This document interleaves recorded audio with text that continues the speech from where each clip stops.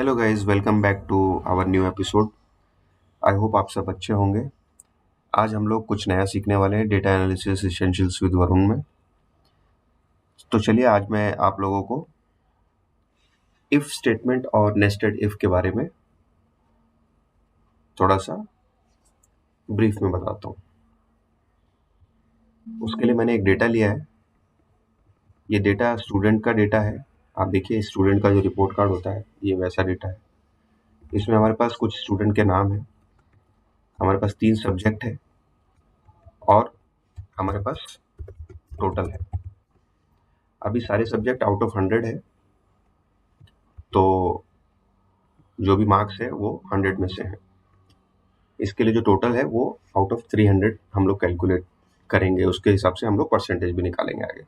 तो हम लोग यहाँ पे 3 चीज़ कैलकुलेट करने वाले हैं, परसेंटेज, रिजल्ट और ग्रेड। ग्रेड हम इस बेसिस पे कैलकुलेट करेंगे कि जो भी 75 या उससे ऊपर लाता है तो उसे ए ग्रेड मिलेगा, 60 वाले को ए मिलेगा, 75 प्लस वाले को ए प्लस मिलेगा, 60 वाले को या फिर उससे ऊपर वाले को ए मिलेगा, 45 एंड अबव वाले को बी मिलेगा, 35 एंड अबव को सी मिलेगा और उसके नीचे वालों को फेल। तो चलिए शुरू करते हैं। इस वीडियो में सबसे पहले परसेंटेज कैलकुलेट करने के लिए बेसिक फॉर्मूला है परसेंटेज का, इक्वल्स टू लगाएंगे। कभी भी एक्सेल में फॉर्मूला कैलकुलेट करने के लिए हम इक्वल्स टू से स्टार्ट करते हैं। इक्वल्स टू के बाद जो हमारा फॉर्मूला होगा वो सिंपल है। कभी भी परसेंटेज कैलकुलेट करने के लिए जो भी टोटल नंबर आए हैं हमारे, फॉर एग्जांपल टोटल नंबर किस सेल में है, तो हम जो बात कर रहे हैं वो एफ कॉलम की बात कर रहे हैं क्योंकि यहीं पर हमारा टोटल है। और हम इस सेल को क्लिक करेंगे क्योंकि हमको इस सेल के हिसाब से कैलकुलेशन करना है। तो जो भी हम कैलकुलेशन करेंगे उसको फिर ड्रैग करेंगे, बाकियों का भी रिजल्ट आ जाएगा। तो अभी F2 हम बोल रहे हैं उसको डिवाइड करो 300 से। 300 से क्यों डिवाइड करना है? क्योंकि मैंने आपको बोला हर एक सब्जेक्ट 100 मार्क्स का है, तो टोटल 300 हुए। इसको मल्टीप्लाई करेंगे हम लोग 100 से। यही फॉर्मूला है गाइज परसेंटेज कैलकुलेट करने का। आई होप आप सबको आता होगा पहले से। एंटर प्रेस करेंगे और फिर इसको ड्रैग कर देंगे कंट्रोल डी के साथ, तो इससे आपका परसेंटेज कैलकुलेट हो जाएगा, राइट। अब इसमें कुछ मार्क्स में थोड़े से चेंज कर देता हूँ जिससे कि आपको अगर कोई फेल है तो वो भी समझ आएगा।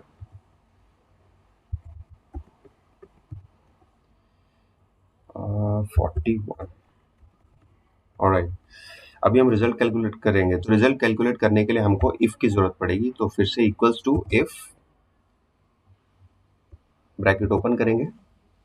इफ में 3 स्टेटमेंट है, मतलब कहने का मतलब ये 3 वैल्यूज लेता है। इफ स्टेटमेंट 3 वैल्यूज लेता है। पहला लॉजिकल टेस्ट, दूसरा वैल्यू इफ ट्रू, तीसरा वैल्यू इफ फॉल्स।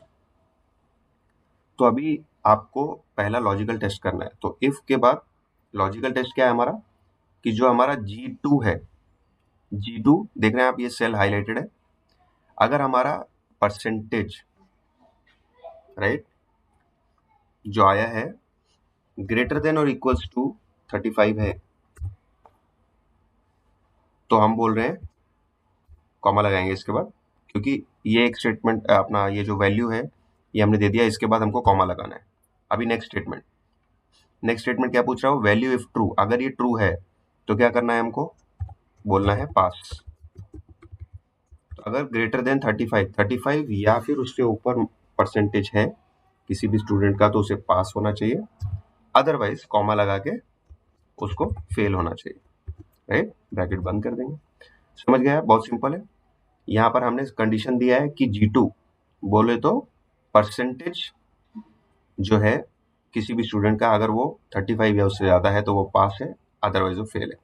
और याद रखें आप कभी भी आप जो ये जो स्टेटमेंट लिख रहे हैं इसके ये टेक्स्ट अगर जब भी आप लिखेंगे उसको इन्वर्टेड, डबल इन्वर्टेड कॉमा में रखना है आपको, क्योंकि एक्सेल डबल इन्वर्टेड कॉमा में ही टेक्स्ट को रीड करेगा और उसको एज इट इज प्रिंट करेगा। एंटर प्रेस कीजिए, देखिए पास आ गया। अभी आप इसको फिर से ड्रैग कीजिए कंट्रोल डी के साथ, देखिए आप ये फेल हो गया। ये फेल क्यों हो गया? क्योंकि इसका जो परसेंटेज है वो लेस देन 35 है। आई होप अभी तक क्लियर है सब कुछ। अभी हम लोग कैलकुलेट करते हैं ग्रेड को। ग्रेड कैलकुलेट करने के लिए भी सिंपल इफ से ही शुरू करेंगे हम लोग। ब्रैकेट ओपन करेंगे। लॉजिकल टेस्ट क्या है?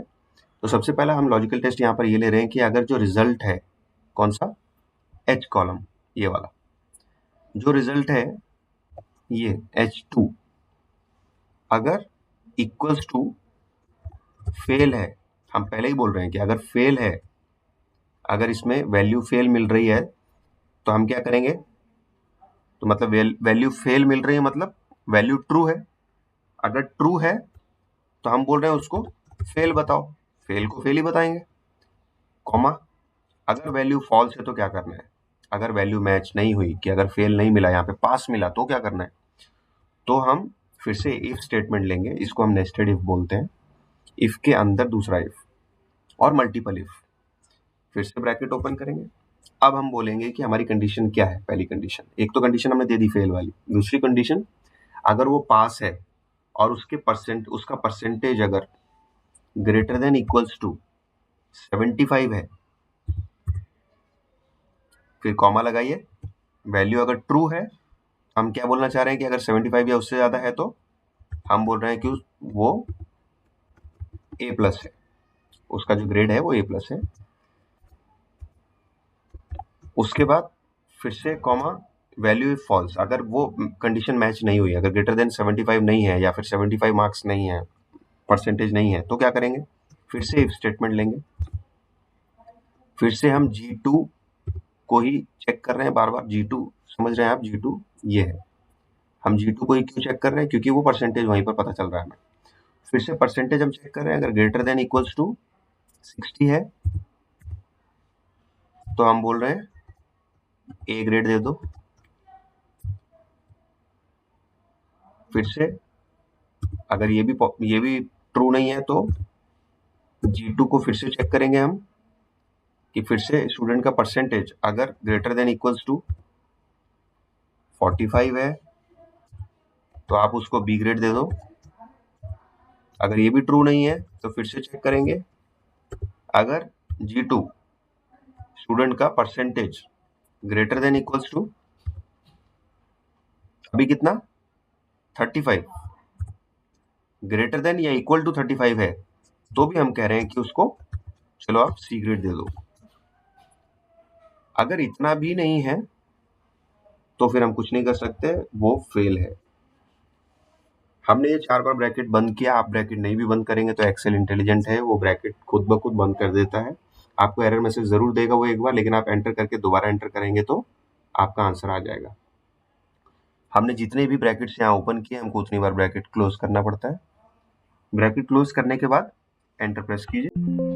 देखिए आपको टाइपो एरर बोल रहा है, कह रहा है we found a typo in your formula and try to correct it to, मतलब उसने करेक्ट किया। अभी देखो मेरे वाले फॉर्मूले में वो बोल रहा है कि 1 2 3 4 5, वो कह रहा है कि 5 ब्रैकेट बंद होने चाहिए, मेरे पास 4 ही क्लोजिंग ब्रैकेट है, 1 ब्रैकेट कम है, इसके लिए उसने करेक्ट किया है और उसे हम यस करेंगे तो देखिए ऑटोमेटिकली आंसर आ गया। तो आप इसको फिर से ड्रैग कर दीजिए नीचे से ऊपर की तरफ, कंट्रोल डी प्रेस कीजिए। आप देखिए 85 है, ए प्लस है, 78 है, ए प्लस है, 60 एंड अबव है, ए है, 72 है, वो भी 60 एंड अबव है, ए है, राइट। तो 72 75 से नीचे है, इसके लिए ए है। ये 56 वाले को देखिए आप, ये बी है। क्यों है बी, क्योंकि 45 एंड अबव बी की कैटेगरी है। 34 चूंकि 35 से नीचे हो गया है, इसके लिए फेल की कैटेगरी आ गई। ऐसे ही सी ग्रेड भी आएगा, सी ग्रेड का मार्क्स कोई भी मैच नहीं हो रहा उस कैटेगरी में, उस क्राइटेरिया से मैच नहीं हो रहा, इसकी वजह से सी ग्रेड हमारा एक्सेल नहीं बता रहा हमको।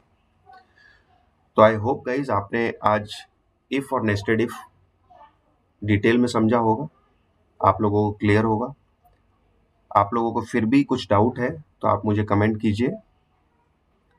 आपने कुछ भी नया सीखा हो आज के वीडियो से, आप कॉन्फिडेंट फील कर रहे हो, आगे से मैं इफ और इफ नेस्टेड इफ कॉन्फिडेंटली लगा पाऊंगा, अगर आप ऐसा फील कर रहे हैं तो प्लीज़ रिक्वेस्ट है आपसे कि मेरे वीडियो को लाइक एंड सब्सक्राइब ज़रूर करें, मेरे चैनल को फॉलो करें और शेयर करें। इसी तरह की और भी वीडियोज़ लाता रहूँगा। Stay connected guys, thank you.